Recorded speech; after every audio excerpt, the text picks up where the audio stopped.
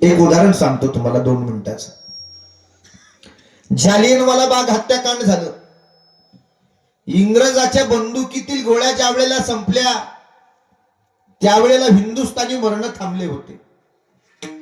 एक 10 ते 12 वर्षाचं वय घेऊन भगतसिंग त्या ठिकाणी उभे होते.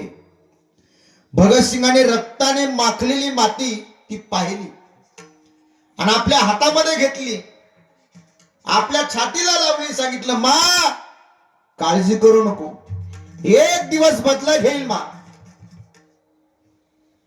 भगतसिंग मोठे होतात आणि भगतसिंगाची आई भगतसिंगाच्या हातामध्ये 50 रुपयाची नोट देते आणि आई भगतसिंगाला सांगते, भगत जा बाजार करून आण.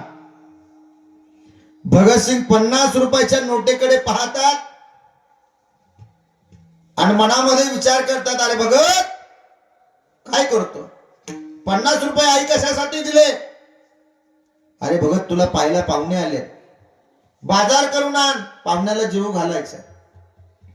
भगतसिंग त्या 50 रुपयाच्या नोटेकडे पाहतात आणि मनामध्ये विचार करतात, अरे भगत आज जर या 50 रुपयाचा बाजार करून तू जर आणला आणि पाहुणे जेवले, पाहुण्याने तुला पसंत केलं, तर तुला लग्न करावं लागेल आणि लग्न केल्याच्या नंतर तुला बाईची सेवा करावी लागेल. अरे भगत तुझा जन्म बाईची सेवा करण्यासाठी नाही, अरे भगत तुझा जन्म या देशाची सेवा करण्यासाठी आहे, तुझा जन्म या मातीची सेवा करण्यासाठी आहे.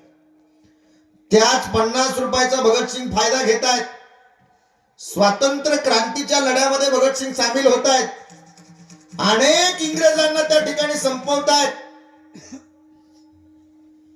पण इंग्रज मात्र भगतसिंगाला सोडत नाही. भगतसिंगाचा नागरिक जाहीर सत्कार जय जयकार होतो, पण इंग्रज मात्र भगतसिंगाला अटक करतात. ते लाहोरच्या जेलमध्ये 22 ते 23 वर्षाचं भगतसिंगाचं वय आहे आणि 8 दिवसांनी भगतसिंगाला फाशी देणार असं जाहीर केलं. हे घरी भगतसिंगाच्या आईला कळतं, घरच्यांना कळतं ना, त्यावेळेला त्या भगतसिंगाच्या आईचं अंतःकरण भरून येतं आणि भगतसिंगला भेटण्यासाठी भगतसिंगाची आई बहीण त्या ठिकाणी लाहोरला जातात.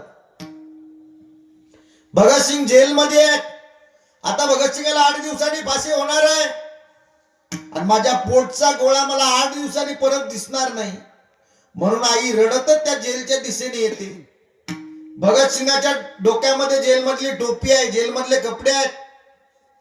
ज्या वेळेला आई येते, रडत येते ना, आईच्या रडण्याचा आवाज भगतसिंगाच्या कानावर येतो. आई आली वाटतंय. भगतसिंग गजाजवळ येत आहेत. आईचे डोळे पुसतात आणि आईला सांगतात, मा अरे मा रोना नाही मा, मला जरी 8 दिवसांनी फाशी देणार असतील, पण मा अरे भगतने तुझ्या क्रांती केली मा, रोना नाही मा. अरे मा अरे तू तो वीरों की माँ है, अरे माँ तू तो शूरों की माँ है. अरे माँ वीरों की माँ कभी रोती नहीं, अरे शूरों की माँ कभी रोती नहीं. तुझ्या भगतनी क्रांती केली मा, क्रांती. काय क्रांती केली रे भगत?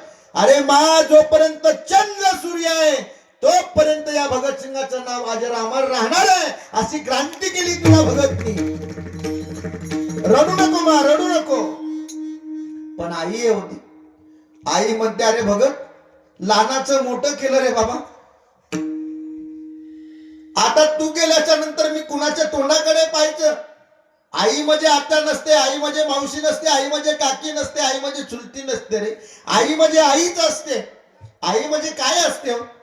आदमी जब दिन भर काम करके घर लौटता है ना, तो बेटा कहता है क्या लाया, पिता कहता है कितना कमाया, औरत कहते कितना बचाया, सिर्फ माँ कहती है बेटा दिन भर कुछ खाया, इसी को माँ बोलते हैं.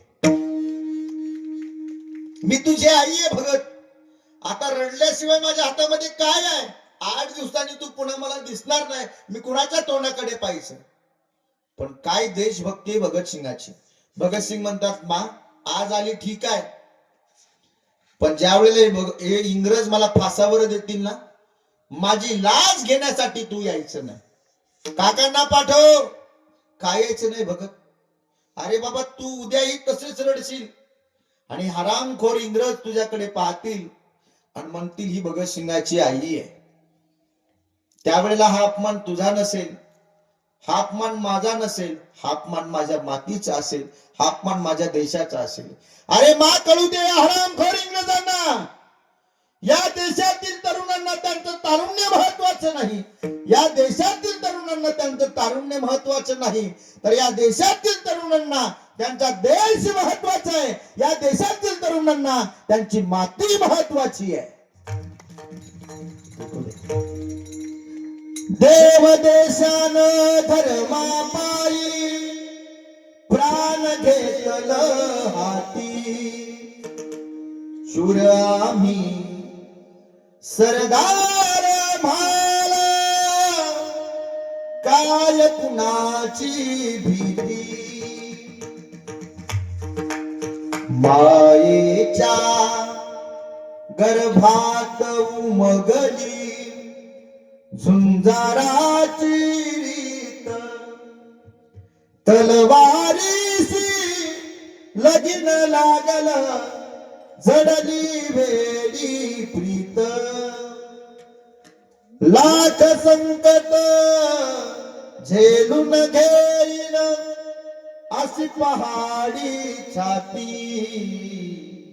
शूर आम्ही सरदार भाला काय कुणाची भीती. भारत माता की, भारत माता की. आध्यात्मिक भाविक बनतायत.